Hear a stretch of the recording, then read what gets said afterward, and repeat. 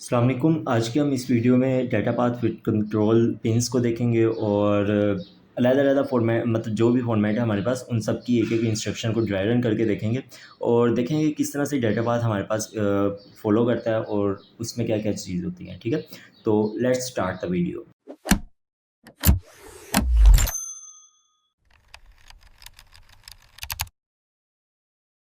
तो data path ये control last जो मेरी वीडियो थी वहाँ पर स्लाइड मैंने यहाँ तक रोकी थी एंड देन हम आगे की तरफ आते हैं। हम देखते हैं आर फॉर्मेट में हमारे पास जो इंस्ट्रक्शन मैंने एज एन एग्जांपल लिया है वो ऐड के लिए है। हमारे पास एक डेस्टिनेशन रजिस्टर होता है। ठीक है? Let me bring my pen. Okay. हमारे पास एक डेस्टिनेशन रजिस्टर होता है, दो हमारे पास सोर्स रजिस्टर होते हैं जिनको हम रीड करते हैं और इनसे जो भी हमारे पास डाटा होगा उसको हम मतलब रीड करके उसको उसके ऊपर ALU लगा के उसको RD में हम स्टोर करते हैं। ठीक है? तो एक फ्लो मैंने यहाँ पर लिख दिया कि हम RS2 RS3 को हम रीड करेंगे और देन हम उसके अंदर उसको जो भी डाटा आएगा हम उसको AL यूनिट के अंदर भेजेंगे। देन हमारे पास जो आंसर आएगा उसको हम डेस्टिनेशन रजिस्टर के अंदर हम लिखेंगे। ये हमारे पास एक मतलब कोर सा कॉन्सेप्ट है यहाँ पर। ठीक है? ओके। अब डाटा पाथ के अंदर हम देखते हैं कि यहाँ पर ये सारी चीज़ें किस तरह से इम्प्लीमेंट होती हैं। जो हमारे पास दो रजिस्टर हमने रीड करने हैं वो यहाँ से रीड हो जाएंगे। ठीक है? एक रजिस्टर यहाँ पर चला गया। अब मैं यहाँ पर ना पिन्स को भी साथ साथ यहाँ पर एक्सप्लेन करता रहूँगा। ठीक है? अच्छा, अब हमने दो रजिस्टर रीड हो गए। हमने एक रजिस्टर को तो यहाँ पर भेज दिया। अब दूसरे रजिस्टर को हमने इस मक्स के थ्रू भेजना है। ठीक है?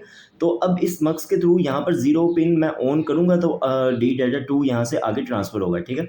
तो अगर पीसी का तो सेम ही है ना कि भाई पीसी आपने ऐड के बाद अगली इंस्ट्रक्शन हमने रन करनी होती है तो पीसी को हम 0 ही रखेंगे यहाँ पर। ठीक है? ओके। तो यहाँ पर ऐड की जो कि हमारे पास इंस्ट्रक्शन है वहाँ पर हमने जो भी ऐड करेंगे उसको एक डेस्टिनेशन रजिस्टर के अंदर रखेंगे। तो इसलिए ये वाली हमारे पास जो बिट है वो 1 होगी। देन हमारे पास ALU सोर्स वो मैंने अभी बता दिया कि एक तो हमारे पास जो रजिस्टर है वो यहाँ पर एज इट इज़ आ गया। दूसरा जो रजिस्टर है वो इस मक्स के थ्रू आएगा। तो इस मक्स की वैल्यू मैं 0 रखूँगा तो ये वाला रजिस्टर आगे जाएगा। ठीक है? तो ये भी सीन हो गया। अब हम देखेंगे कि ये डेटा मेमोरी के अंदर क्या सीन हो रहा है। ठीक है? अब डेटा मेमोरी क्या करता है कि हमने जो हमारे पास मेन मेमोरी है वहाँ से हमने कोई ऑपरेशन करना है, वहाँ से रीड करना है, राइट करना है, क्या करना है वो चीज़ यहाँ पर आती है। ठीक है? मैम राइट हमने उस मेमोरी के अंदर कुछ भी राइट नहीं करना तो लिहाजा इसको भी 0 कर देते हैं। हमने उस मेमोरी से कुछ रीड भी नहीं करना, हमने इसको भी 0 कर दिया। और मेम टू रजिस्टर यानी कि हमने मेमोरी से जो भी हमारे पास ALU हुआ है, ठीक है? वहाँ से हमने रजिस्टर के अंदर कुछ राइट करवाना है कि नहीं?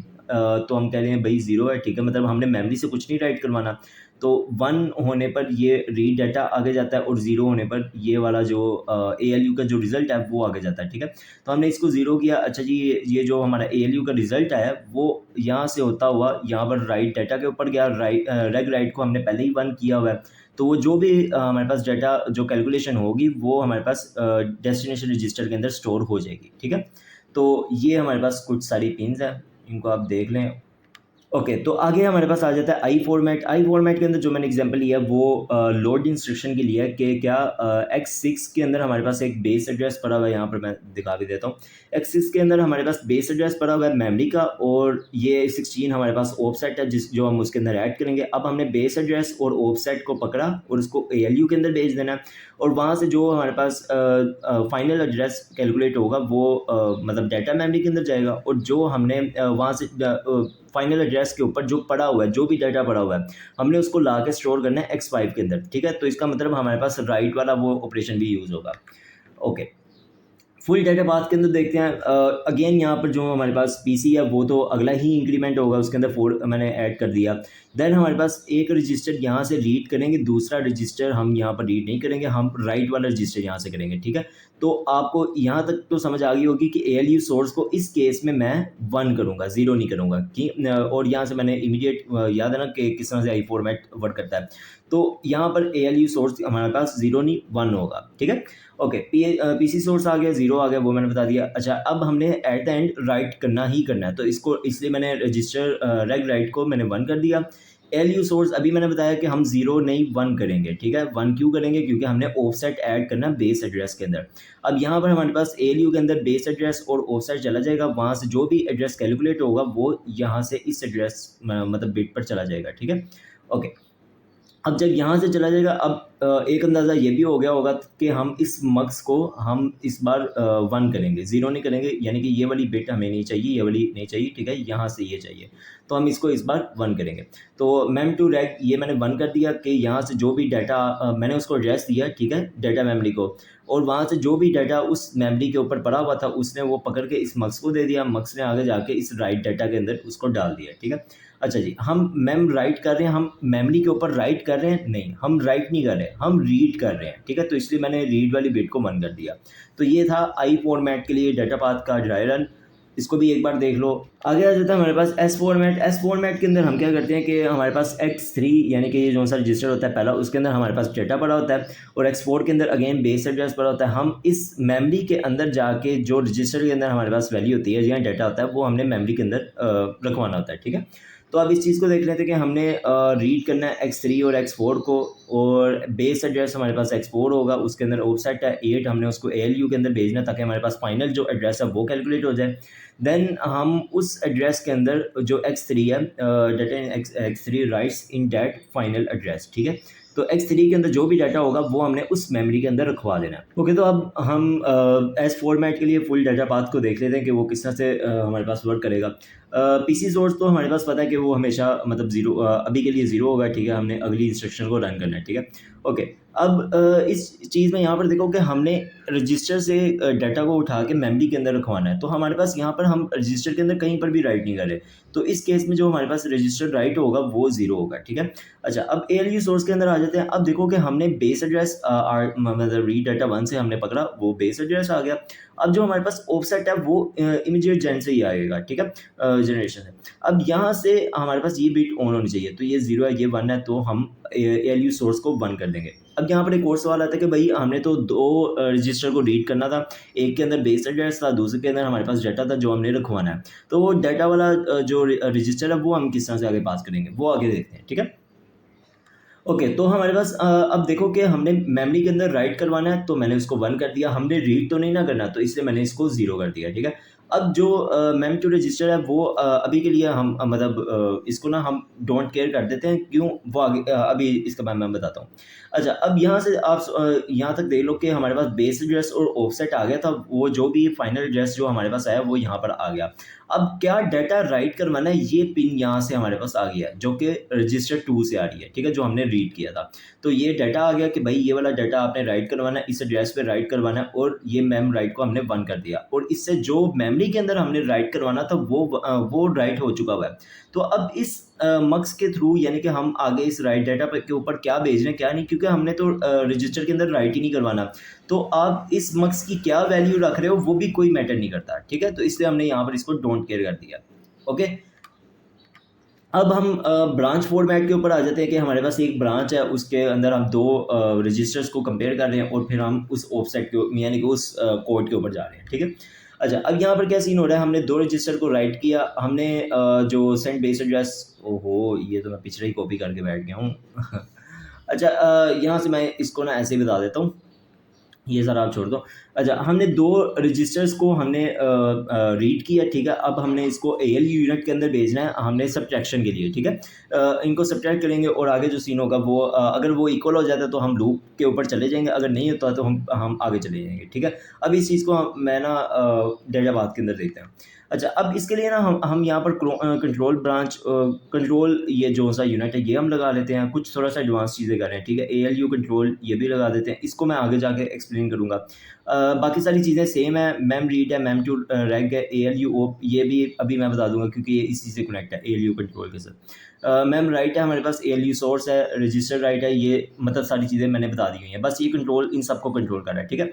अच्छा, कहाँ पर गया, हाँ, ये वाली चीज़ को भी ना अभी मैं आपको एक्सप्लेन कर देता हूँ, ठीक है। अभी के लिए बस मैं इस जो ब्रांच है ना इसको चला के दिखाना चाह रहा हूँ। अच्छा, अब रजिस्टर राइट है, हम रजिस्टर राइट यानी कि कोई भी रजिस्टर यहाँ पर राइट नहीं कर रहे, ठीक है। ALU सोर्स हम मतलब एक रजिस्टर आ रहा है ये, और एक दूसरा रजिस्टर आ रहा है, हमने ALU के अंदर भेजना है, तो इसके लिए इसको 0 कर दिया, ठीक है। ALU OP ये 0-1 है, 0-1 का कोड जो है वो सब्ट्रैक्शन के लिए। अभी के लिए अगर नहीं भी समझ आई ये ALU OP क्या है, तो अभी हम इसको इसके फ़ौरन बाद में इस चीज़ को डिस्कस करूँगा, ठीक है। अच्छा, ब्रांच अभी क्योंकि ब्रांच इंस्ट्रक्शन जा रही है तो मैं इसको अभी 1 कर देता हूँ, ठीक है। आगे ये एंड गेट लगा है, इसका भी क्या यूज़ है वो आगे देखते हैं। अच्छा जी, हम मेमोरी के अंदर कुछ भी रीड नहीं कर रहे, कुछ भी राइट नहीं कर रहे, इसलिए हमें मक्स की भी कोई ज़रूरत नहीं है, ठीक है। हाँ, हमने इसको ये कर दिया, ओके हो गया। अब आते हैं कि लेट्स सपोज करो कि हमने दो जो रजिस्टर हैं वो आगे भेज दिए एएलयू के अंदर, और 01 चूँकि मैंने अभी कहा कि वो हमारे पास ना सब्ट्रैक्शन का कोड होता है, ठीक है। तो वो 01 मैंने आगे भेज दिया कि भाई एएलयू को बता दिया मैंने ना सब्ट्रैक्शन करनी है। अब ये जो सी 0 बिट है ना, ये यहाँ पर इस ब्रांच के अंदर जा रही है। अच्छा, अब अगर हमारे पास जो रजिस्टर मैंने भेजे हैं उनके अंदर जो डाटा है वो इक्वल है, तो हमारे पास 0 बिट ऑन हो जाएगी, अगर नहीं इक्वल तो 0 बिट ऑन नहीं होगी, ठीक है। यस, ऐसे ही से। अच्छा, अब अगर इक्वल हो गए हैं तो यहाँ से 1 जाएगा, ब्रांच भी हमने पहले से, क्योंकि ब्रांच फॉर्मेट है, ब्रांच हाँ एसबी फॉर्मेट है, तो यहाँ से 1 आगे जाएगा।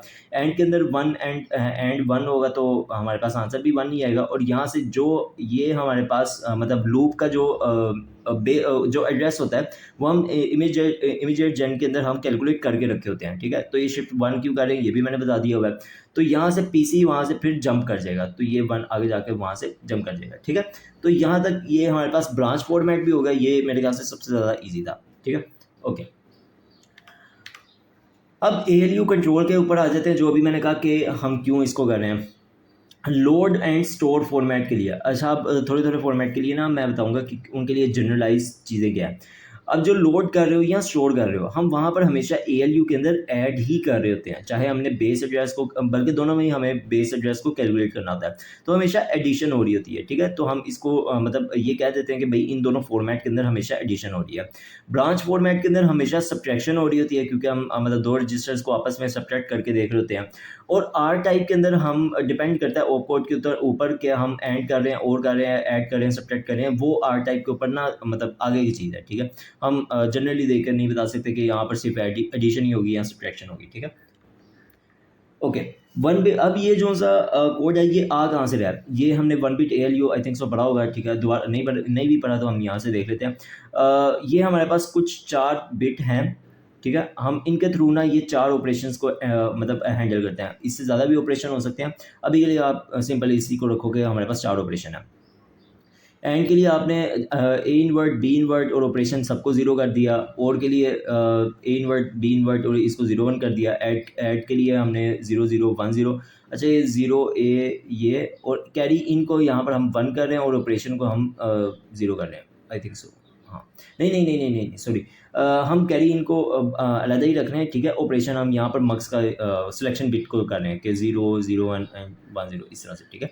ओके, तो यहाँ पर हमारे पास एडिशन भी होगी और सब्ट्रैक्शन भी इसी तरह से हमारे पास हम बी को इन्वर्ट करके ए माइनस बी कर देते हैं, तो ये वाला सीन है, इजी सीन है।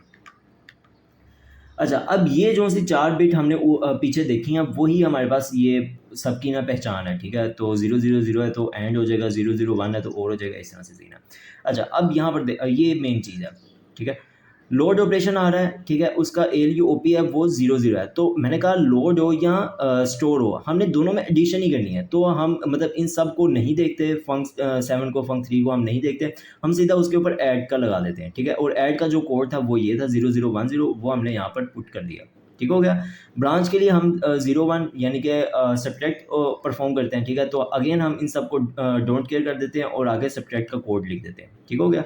अच्छा जी, अब आर टाइप के लिए हम एएलयू ओपी जो भी हो, हमने आगे फंक 7 और फंक 3 दोनों को देखना है, ठीक है। तो उस हिसाब से हम एडिशन, सब्ट्रैक्शन, एंड और करते हैं, ठीक है। अब इस चीज़ का क्या मकसद है, यहाँ पर देखो, जो हमारी इंस्ट्रक्शन होती है, लेट्स सपोज करो ये हमारे पास इंस्ट्रक्शन है, तो हम देखते हैं कि पहले जो 7 बिट है वो हमारे पास ओप कोड होते हैं, ठीक है।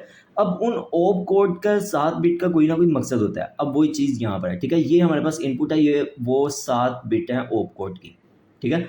अच्छा, अब आर फॉर्मेट के लिए उन 7 बिट की ये वैल्यू होगी, ठीक है। लोड के लिए ये होगी, स्टोर के लिए ये होगी, और ब्रांच के लिए कुछ ये होगी, ठीक है। ओके, मैं इसकी थोड़ी सी पार्टीशन कर देता हूँ। ओके, अब अगर आर फॉर्मेट के लिए ये कुछ होगा तो फिर हम क्या करते हैं, हम उसके लिए जो बाकी अभी तक हम जो बिट्स सेलेक्ट करते आ रहे हैं, ठीक है। मैम टू रैग है, रैग राइट है, मैम रीड है, मैम राइट है, ब्रांच एलयूओपी 1 एलयूओपी 0 है, जो भी है, तो उसके लिए जो भी हमारे पास बिट्स होंगे वो कुछ इस तरह से होगी, ठीक है।